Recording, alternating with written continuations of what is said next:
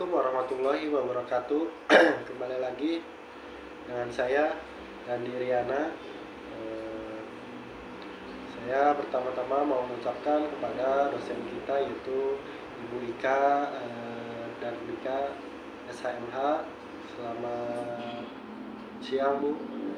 Dan kepada kawan-kawan kita semua, salam semangat, salam sejahtera untuk kita semua. Pada kesempatan kali ini saya diberi tugas, yaitu untuk memaparkan tentang akta otentik. Di sini saya akan menjelaskan apa itu akta otentik. Akta otentik yaitu akta yang dibuat berdasarkan peraturan perundang-undangan yang dibuat oleh atau di hadapan pejabat umum yang berwenang.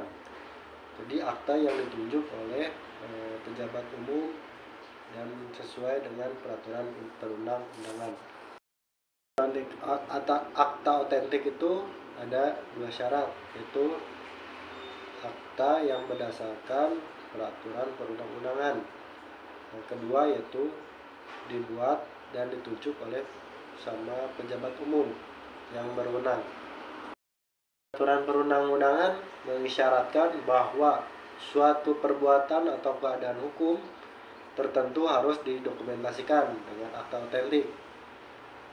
Jadi setiap pembuatan akta, para penghadap ke PPAT atau notaris itu didokumentasikan dan dibuat di hadapan pejabat umum, yaitu pejabat PPAT. Misalnya pembuatan akta jual beli, yaitu AJB, di mana para pihak harus menghadap kepada PPAT. Itu transaksi jual beli tidak bisa dikatakan otentik apabila dibuat di bawah tangan atau dibuat secara kwitansi. Jadi secara hukum transaksi jual beli harus dibuat di pejabat umum, yaitu PPAT atau kantor camat. Jadi bisa ada kekuatan hukum apabila terjadi sesuatu atau terjadi yang tidak diinginkan. Makanya para pihak harus dihadapkan kepada pejabat pembuat akte tanah, disebut PPAT. Untuk apa? Untuk menjaga terjadi kemungkinan yang akan terjadi, yaitu sengketa tanah, sengketa lahan, atau terjadi transaksi batal atau transaksi surat atau keabsahan suratnya, legalitas suratnya itu tidak sesuai sama dengan lokasi yang tanah yang ditunjukkan dalam bertransaksi. Makanya kita penting untuk kalau misalkan mau transaksi jual beli atau pembuatan akte apapun itu harus secara otentik, jangan sampai dibuat di bawah tangan. Satu lagi contoh akta otentik harus dibuat di hadapan pejabat umum yang berwenang, yang telah diatur dengan isinya sesuai perundang-undangan, yaitu akta nikah. Akta nikah itu dibuat di kantor urusan agama, tidak bisa dibuat di tempat lain. Itu khusus di kantor urusan agama, disebut akta otentik. Jadi akta otentik itu tidak kalau di persidangan itu tidak perlu lagi dibuktikan dengan apa-apa, itu cukup dengan akta otentik itu sudah terwakili keabsahannya.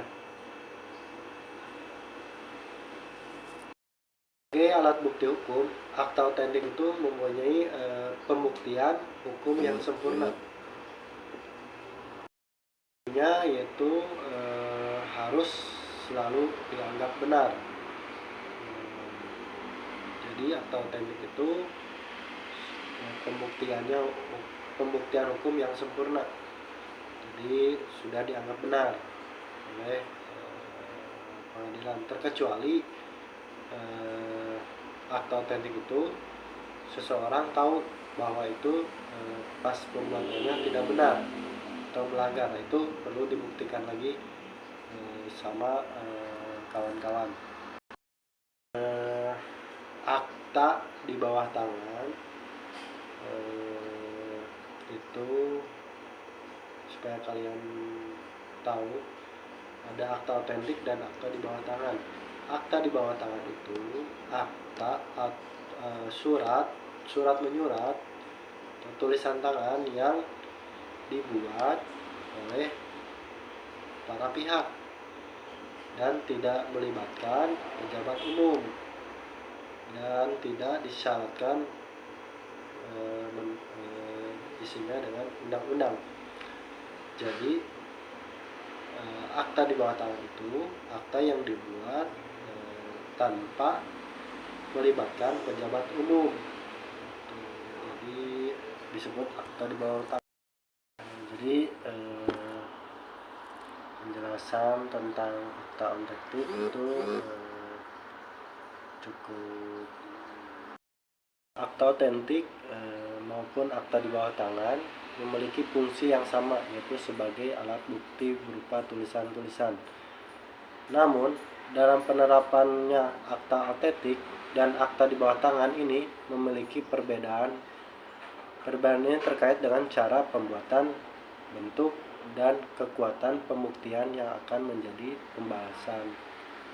Dalam pasal 1868 KUH Perdata disebut bahwa suatu akta otentik ialah suatu akta yang dibuat dalam bentuk yang ditentukan oleh undang-undang atau di hadapan pegawai-pegawai umum yang berkuasa untuk itu di tempat mana akta itu dibuat.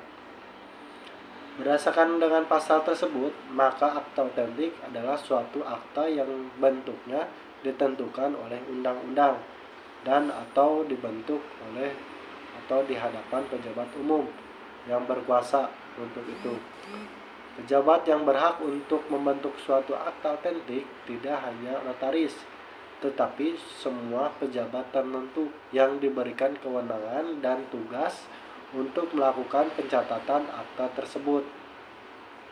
Contohnya yaitu pejabat kantor urusan agama KUA atau pejabat dinas pencatatan sipil yang bertugas untuk membentuk akta nikah serta pejabat pembuat akte tanah yang bertugas untuk membentuk akta jual beli tanah.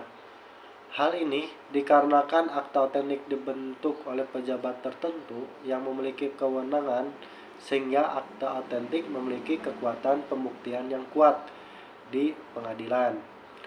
Apabila akta tersebut dibentuk oleh pejabat yang tidak berwenang, maka akta itu tidak dapat diberlakukan sebagai akta otentik tersebut berdasarkan pasal 1869 KUH Perdata berbunyi, suatu akta yang tidak dapat diperlakukan sebagai akta otentik baik karena tidak berwenang atau tidak cakapnya pejabat umum yang bersangkutan maupun karena cacat dalam bentuknya, mempunyai kekuatan sebagai tulisan di bawah tangan bila ditandatangani oleh para pihak. Oleh karena itu, jika suatu akta dibentuk oleh pejabat yang tidak berwenang, maka akta tersebut tetap memiliki kekuatan sebagai tulisan di bawah tangan apabila ditandatangani oleh para pihak.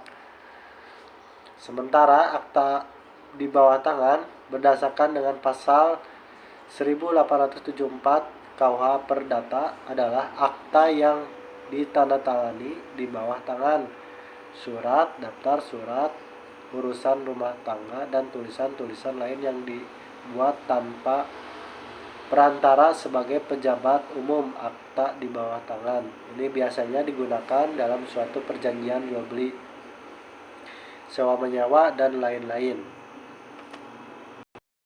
Oleh karena itu, dapat disimpulkan bahwa baik akta otentik maupun akta di bawah tangan merupakan alat bukti berupa tulisan. Namun, terdapat perbedaan dalam hal keterlibatan pejabat umum dan pembuatannya. Selain itu juga terdapat perbedaan mengenai kekuatan pembuktian di pengadilan terhadap akta otentik dengan akta di bawah tangan. Cukup sekian pemaparan saya. Mohon maaf apabila banyak kata-kata saya yang salah dan keliru. Mohon dimaafkan. Cukup sekian. Wassalamualaikum warahmatullahi wabarakatuh.